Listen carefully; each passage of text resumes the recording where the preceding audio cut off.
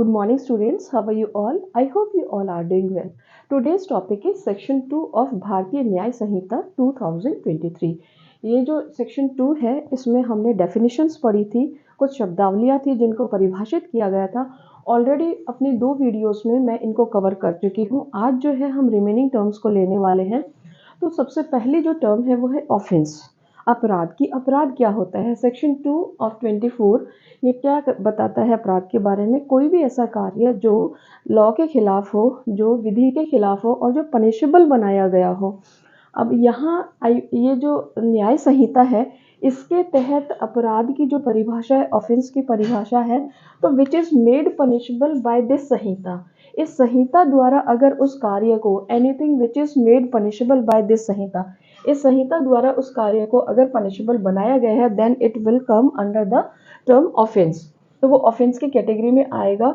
But if it is punishable by special और local law, then also it amounts to an offence. इसको भी हम अपराध कहेंगे अगर वो कोई लोकल लॉ या फिर विशेष विधि या स्थानीय विधि के द्वारा भी पनिशेबल है, उसे हम क्या कहेंगे? उसे हम ऑफेंस कहेंगे. Second is section 2 of 25, that is omission. कि ओमिशन क्या होता है? जब कार्य होता है तो उसका लोप भी होता है. और लोप में क्या इंक्लूड है? ओमिशन में क्या इंक्लूड है? ओमिशन में इंक्लूड है उसमें सीरीज ऑफ ओमिशंस, की बहुत सारे ऐसे कार्य का लोप आपने किया है. और ये ओमिशन को हम कहेंगे क्या? कि आपकी ड्यूटी है कोई कार्य करना, लेकिन आप उस ड्यूटी को नहीं कर रहे हैं. जैसे कोई जेलर है, उसकी ड्यूटी है कि वो खाना प्रोवाइड करवाए कैदियों को, बट वो नहीं प्रोवाइड करवा रहा है, दैट इज ओमिशन. तो omission of duty. Police officer का काम है कि उसको अरेस्ट करना है, उसको एफआईआर जो है वो लॉन्च करनी है, बट अगर वो अपना कार्य नहीं करता है तो उसे हम ओमिशन कहेंगे. और इसमें इंक्लूड है बहुत सारे ओमिशंस भी, कि चाहे आप एक ओमिशन के द्वारा भी कोई अपराध कर सकते हो, या फिर बहुत सारे लोग कारित करके भी आप उस अपराध को गठित कर सकते हो. Next term is person. Person क्या होता है? Person includes company. इसमें जो इंक्लूड है वो कंपनी, एसोसिएशन और बॉडी ऑफ पर्संस इंक्लूड है, वेदर इट इज इनकॉर्पोरेटेड और नॉट. ये क्वेश्चन पूछा जाता है पर्सन में क्या क्या इंक्लूड है. तो पर्सन में 3 टर्म्स इंक्लूड हैं. कंपनी, कोई भी कंपनी पर्सन में आएगी, कि केवल जीवित इंसान ही पर्सन में नहीं आएगा, बल्कि कंपनी, एसोसिएशन और बॉडी ऑफ पर्संस भी इसमें इंक्लूड हैं. क्या कोई कंपनी भी अपराध कर सकती है? यस, कंपनी भी अपराध कर सकती है. उसके जो डायरेक्टर्स हैं, उसके जो भी प्रिंसिपल ऑफिसर्स हैं, वो पनिशेबल होंगे अगर अपराध कंपनी ने किया है तो. Next is public. कि पब्लिक क्या है? पब्लिक क्लास और कम्युनिटी, ग्रुप ऑफ पर्संस को ही हम पब्लिक कहेंगे. कोई भी क्लास को, कोई भी कम्युनिटी को पब्लिक कहेंगे. नेक्स्ट टर्म इज सेक्शन 2 के 28 में पब्लिक सर्वेंट. की पब्लिक सर्वेंट क्या होता है? सेम वही कैटेगरी है जो 12 कैटेगरीज ऑलरेडी जो पुरानी आईपीसी थी उसमें दी गई थी. इसमें भी वही कैटेगरीज हैं, बस ABCD करके इन्होंने यहाँ पर उन कैटेगरीज को बताया है. ए में जो है वो कमीशन ऑफिसर है, कोई भी आर्मी, नेवी, एयरफोर्स का. और बी में जो है वो कोई भी जज. सी में officer of court, like liquidator, receiver, commissions. ये सब किस में आते हैं? ये सब पब्लिक सर्वेंट में आते हैं. ये assessor, member of parliament, assisting a court और पब्लिक सर्वेंट, वो भी पब्लिक सर्वेंट में आते हैं. आर्बिट्रेटर भी आता है उसमें. और कोई भी ऐसा पर्सन जिसको कोई मैटर रेफर किया गया है और वो अपनी रिपोर्ट देगा कोर्ट को, तो वो भी उसमें आता है. कोई भी पर्सन हो, वो क्या रख सकता है? कोई भी प्रॉपर्टी को या किसी भी पर्सन को कन्फाइन कर सकता है, उसको अरेस्ट कर सकता है, उसको रख सकता है कन्फाइनमेंट में, वो भी ऑथराइज्ड है, तो वो भी पब्लिक सर्वेंट में आएगा. कोई भी गवर्नमेंट का ऑफिसर, उसकी ड्यूटी क्या है? उसकी ड्यूटी है प्रिवेंट ऑफेंसेस, वो भी इसमें पब्लिक सर्वेंट में आएगा. Every officer whose duty is to keep receive property. ऐसा कोई पर्सन भी आएगा जो प्रॉपर्टी को रख सकता है. किसके बिहाफ पे? गवर्नमेंट के बिहाफ पे कोई भी प्रॉपर्टी को रिसीव करता है, रखता है. Next is every officer whose duty is to make survey और लेवी टैक्स. जो सर्वे कंडक्ट करते हैं और जो टैक्स लगाते हैं, इम्पोज करते हैं, वो सब भी किस में आएंगे? पब्लिक सर्वेंट में. Every person who is empowered to prepare, जो इलेक्टोरल रोल है आपका, जो इलेक्शंस होते हैं उसको वो मेंटेन करके रखता है, वो भी पब्लिक सर्वेंट के कैटेगरी में आएगा. Every person who is in पे ऑफ गवर्नमेंट, ये इंपॉर्टेंट है. मेनली यही बताता है कि पब्लिक सर्वेंट वो सब तो एग्जाम्पल्स हैं कि हाँ कौन कौन आएगा, बट मेन जो डेफिनेशन है वो यहीं से निकल के आती है कि जो गवर्नमेंट की पे में है बट वो क्या कर रहा है, वो पर्सन पब्लिक ड्यूटी परफॉर्म कर रहा है। If the person is in the pay of government, और वो गवर्नमेंट ने उसको अपॉइंट किया है, गवर्नमेंट की ड्यूटी कर रहा है, बट वो जो ड्यूटी है वो कैसी होनी चाहिए, वो पब्लिक नेचर की होनी चाहिए, तभी वो पब्लिक सर्वेंट कहलाएगा। अगर वो पब्लिक नेचर की ड्यूटी नहीं है तो फिर वो पब्लिक सर्वेंट नहीं कहलाएगा, वो गवर्नमेंट सर्वेंट कहलाएगा। इन द सर्विस और पे ऑफ लोकल अथॉरिटी, अगर वो लोकल अथॉरिटी की भी सर्विस और पे में है तो भी वो पब्लिक सर्वेंट कहलाएगा। तो ये कैटेगरी ए टू के दी गई हैं जो पब्लिक सर्वेंट को बताती हैं कि कौन कौन पब्लिक सर्वेंट होंगे। नेक्स्ट जो टर्म है वो 29 रीजन टू बिलीव।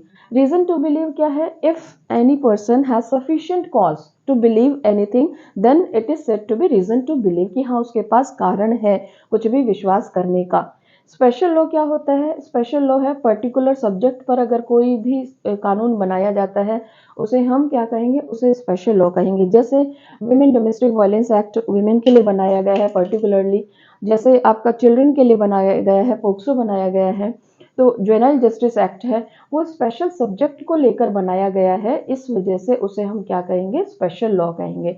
और वैल्यूएबल सिक्योरिटी क्या होती है, नेक्स्ट जो सेक्शन 2 का 31 है वो वैल्यूएबल सिक्योरिटी को बताता है। तो वैल्यूएबल सिक्योरिटी क्या है, कोई भी ऐसा डॉक्यूमेंट, कोई भी ऐसा डॉक्यूमेंट जो लीगल राइट क्रिएट करता हो, लीगल राइट को उसको खत्म करता हो, लीगल राइट को एक्सटेंड करता हो, लीगल राइट से रिलेटेड जितने भी ट्रांजेक्शन्स होते हैं वो क्या कहलाएंगे, वैल्यूएबल सिक्योरिटी होनी चाहिए, मीन्स उनकी कोई वैल्यू होनी चाहिए।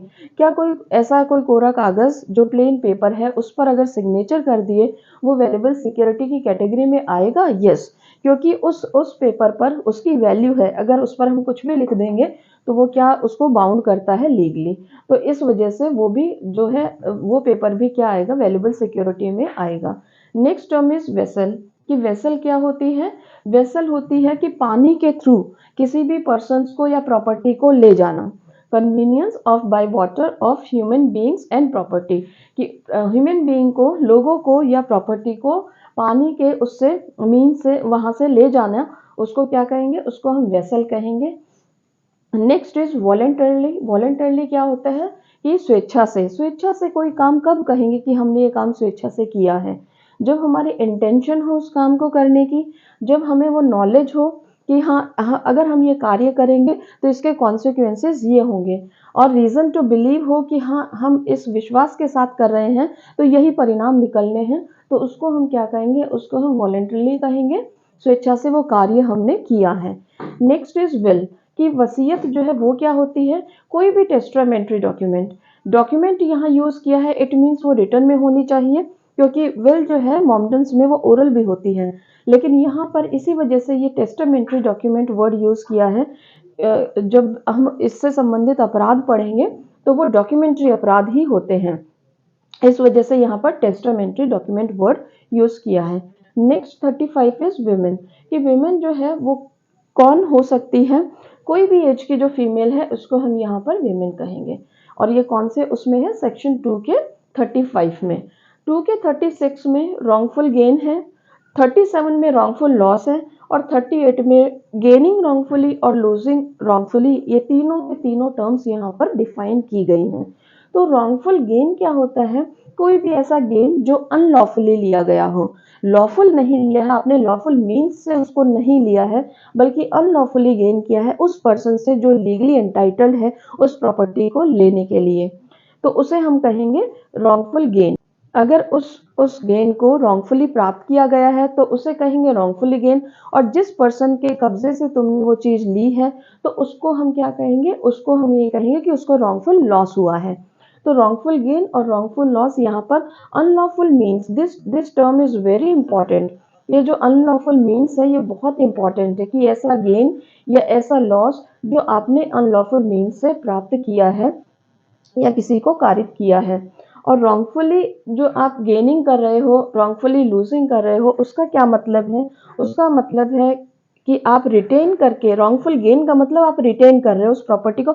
ऑलरेडी वो प्रॉपर्टी किसी के पास थी, वो चाहे आप ही की संपत्ति हो, आपने किसी को दी हुई थी, बट आप रॉन्गफुली उसका कब्जा आप प्राप्त कर रहे हो, तो इट मीन्स आप क्या कर रहे हो, उस प्रॉपर्टी को एक्वायर कर रहे हो रॉन्गफुली। लेकिन ऑलरेडी वो संपत्ति किसी के पास थी और आप फिर कोई काम ऐसा कारित कर रहे हो कि वो उसको रखे रखे, वो आपकी प्रॉपर्टी नहीं थी, लेकिन आप ये चाहते हो कि किसी और पर्सन को लॉस कारित हो जाए और उस प्रॉपर्टी को वो पर्सन उसको अपने पास रिटेन करके रखे, उसको भी हम क्या कहेंगे, उसको भी रॉन्गफुल गेन कहेंगे, क्योंकि आप प्रॉपर जो ऑथराइज पर्सन है, एंटाइटल्ड पर्सन है, उसको वो प्रॉपर्टी प्राप्त नहीं करने दे रहे हो। और लूजिंग रॉन्गफुली में भी टू टर्म्स आती हैं, kept out of the property, उस प्रॉपर्टी से दूर रखा जाता है या फिर डेप्रीव कर दिया जाता है, तो उसको हम क्या कहेंगे, उसे हम कहेंगे कि रॉन्गफुली लॉस कारित किया है। तो ये जो लास्ट टर्म है, लास्ट 39, सेक्शन 2 का 39, इसमें क्या बताया गया है, इसमें ये बताया गया है कि इस न्याय संहिता द्वारा टर्म्स को क्या कर दिया गया है, परिभाषित कर दिया गया है सेक्शन 2 में। बट अगर कोई ऐसी परिभाषा, जो ऐसी शब्दावली आती है और जो यहाँ परिभाषित नहीं है, तो उसका मीनिंग हम कहाँ से लेंगे, मीनिंग हम लेंगे आईटी एक्ट 2000 से, या फिर बीएनएसएस, भारतीय नागरिक सुरक्षा संहिता 2023 में भी कुछ शब्दावलियां डिफाइन की गई है, हम वहां से इनका मीनिंग ले सकते हैं। तो ये जो टर्म्स हैं सेक्शन 2 की 39 तक मैंने यहाँ पर कवर कर दी है, आप मेरी अदर वीडियोस भी देख सकते हैं। ये सेक्शन 2 भी यहाँ पर हमारा कंप्लीट होता है। Now I am going to end this session students. I hope you understood very well these terms. These terms are very important for your exams. Thank you students. Bye.